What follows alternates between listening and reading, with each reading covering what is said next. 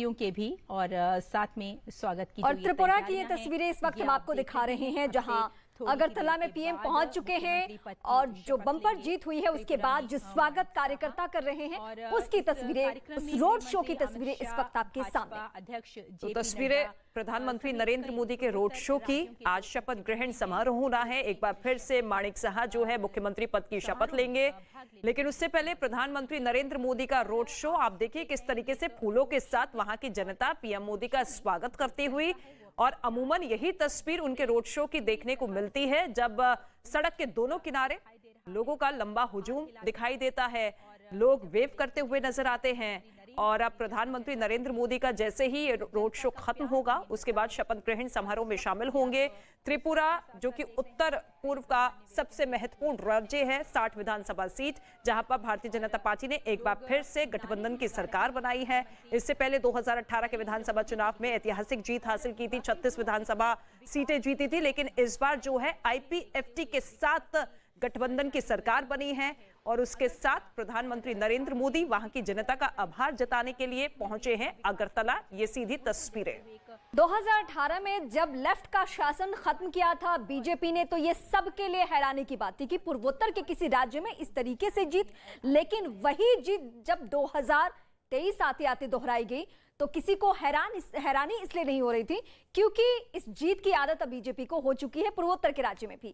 और एक नहीं बल्कि पूर्वोत्तर के 3 राज्य, जिसमें तीनों ही राज्यों में 2 राज्यों में सहयोगी के तौर पर यहां भी गठबंधन की ही सरकार है, लेकिन बीजेपी का दबदबा सीटों के लिहाज से या सीएम होने के लिहाज से बहुत ज्यादा है। और ये जो हम तस्वीरें आपको मंच के दिखा रहे हैं, इसी जगह पे माणिक साहा सीएम पद की शपथ लेंगे, जिनके नाम की चर्चा चुनावी मंच से भी होती रही कि हम सीएम बदलेंगे नहीं चुनाव के बाद, चुनाव परिणाम के बाद हम माणिक साहा पे ही भरोसा करेंगे, इन्हीं को सीएम बनना है। अब से कुछ ही देर में ये सीएम पद की शपथ भी लेंगे। तो माणिक साहा जिन्हें मुख्यमंत्री पद की कमान दी गई थी चुनाव से कुछ महीने पहले, क्योंकि 2018 में जब सरकार बनी थी तो बिप्लब देब जो है मुख्यमंत्री बने थे, लेकिन जो गुजरात में फॉर्मूला अपनाया गया कुछ दिन पहले, वहां की सरकार को बदल दिया गया, कमान एक नए चेहरे को दे दी गई, तो बम्पर जीत गुजरात विधानसभा चुनाव में भारतीय जनता पार्टी को मिली थी। और वही फॉर्मूला इस बार जो है त्रिपुरा में बीजेपी अपनाती हुई नजर आई, जिसका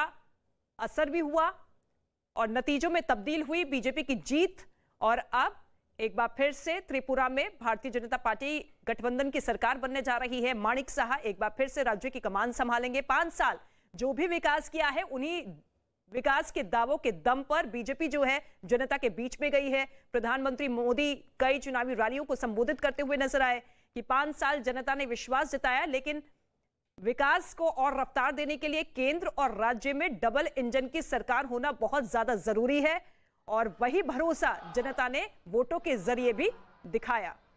ये तस्वीरें जो इस वक्त हम आपको दिखा रहे हैं मंच और मंच के बाहर जो बीजेपी के तमाम कार्यकर्ता हैं, कुछ आम पब्लिक भी है, ये वो लोग हैं जिनको बीजेपी पे यकीन है, ये वो लोग हैं जो कि चाहते हैं कि दिल्ली और पूर्वोत्तर के राज्यों की दूरी अब खत्म हो जाए, जो कि सालों साल तक हम सबने देखी है। मंत्रियों को और मंच से वो आवाज भी इस वक्त आप सुन रहे हैं, यानी कुछ ही क्षण में शपथ ग्रहण समारोह होना है। लेकिन मुझे 2 मार्च ध्यान आ रहा है, जिस दिन चुनाव परिणाम का अनाउंसमेंट हुआ, दिल्ली से हजारों किलोमीटर की दूरी पर ढोल नगाड़े बज रहे थे, लेकिन दिल्ली में बीजेपी दफ्तर में अलग ही उत्साह का रंग हमें देखने को मिल रहा था।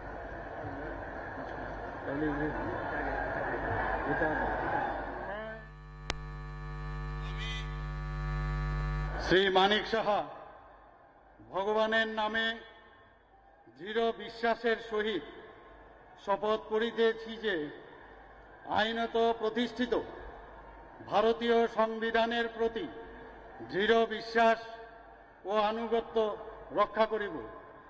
আমি ভারতের সার্বভৌমত্ব ও অখণ্ডতা রক্ষা করিব।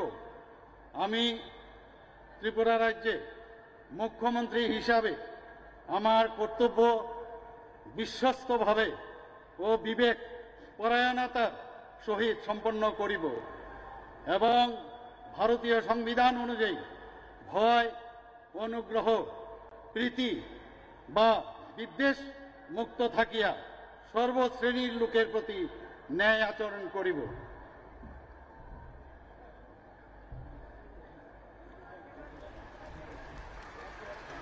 আমি শ্রী মানিক সাহা ভগবানের নামে দৃঢ় বিশ্বাসের সহিত শপথ করিতেছি যে ত্রিপুরা রাজ্যের মুখ্যমন্ত্রী হিসাবে আমার নিকট যে বিষয় বিবেচনার জন্য উপস্থাপিত করা হইবে অথবা আমার জ্ঞাতসারে আসিবে তাহা মুখ্যমন্ত্রীর কার্যনির্বাহের জন্য ব্যতীত প্রত্যক্ষ বা পরোক্ষভাবে কোনো ব্যক্তি বিশেষ বা ব্যক্তিবর্গের নিকট বলিব না বা প্রকাশ করিব না।